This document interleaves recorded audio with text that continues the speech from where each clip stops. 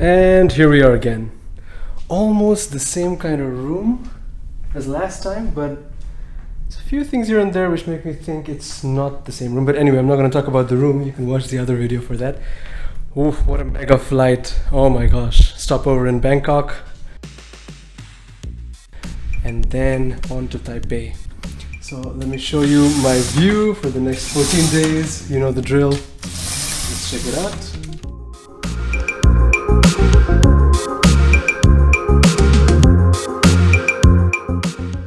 Alright, so first impressions of the process, while I still remember it.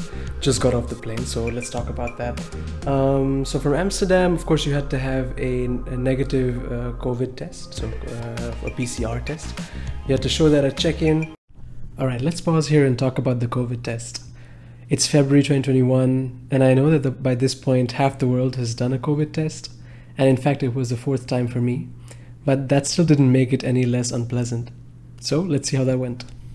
Alright, I'm gonna go get swabs in my nose for COVID. I'll see you on the other side.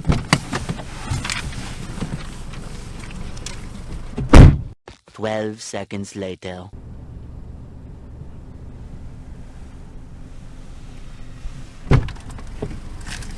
Oh my gosh. Oh, I can't feel my brain anymore. Let's see what the results say. Hope I can travel soon. So I've begun to feel a bit of blood in the back of my throat. Maybe from the swab going in too deep. So pro tip, if you're gonna get a corona test, hold your breath or take a breath in when the swab goes in. And just hold it, It's gonna pass pretty soon, but it's a weird feeling. Obviously the COVID test result came out negative, which brings us back to Taiwan. You also have to show proof that there was a quarantine hotel or residence booked for you. So I showed my hotel reservation, the one I'm in right now. And then, at the gate, they check the PCR test again. They ask you the same questions again. And then during the flight, they give you an arrival card on which there is the basic information again, your place of stay, your telephone number in Taipei, etc., etc. Reason for visit. This is basically what immigration takes in. Now, where it gets complicated is when you land in Taipei and then you realize there's a massive line in front of a whole bunch of SIM card kiosks and a lot of uniformed officers escorting every single person. Now that's new and it's a bit confusing, and I couldn't take many pictures there for obvious reasons, but the point is you need to have a local Taiwanese SIM card with data enabled, and usually, the internet is so great here, it's unlimited data, so that's awesome. And once you buy that, you have a local SIM card number, then you can follow the Taiwanese Center for Disease Control's steps. There's a QR code, you can just scan that, and there's a whole very easy to use website.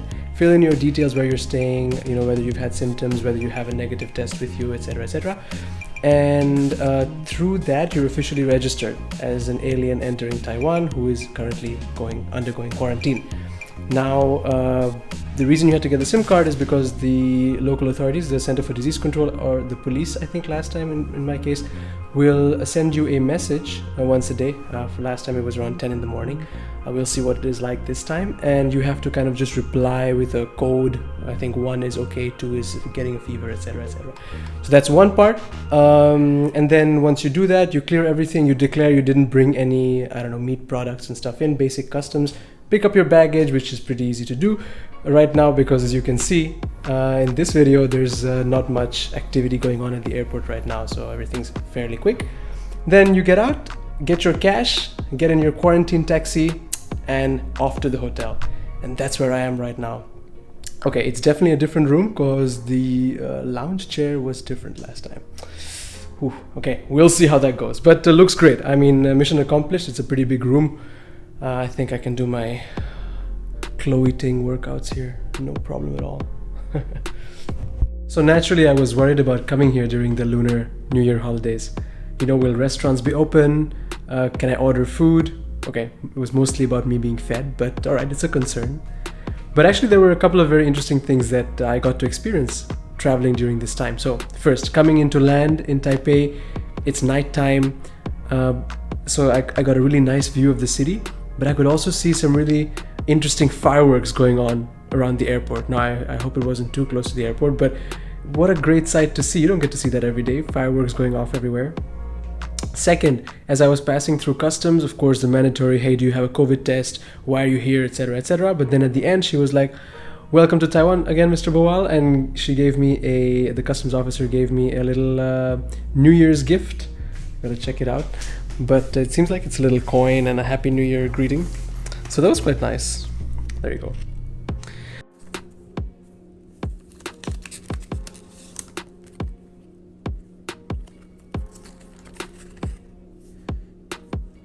And third, so I just ordered food for dinner and off the hotel menu.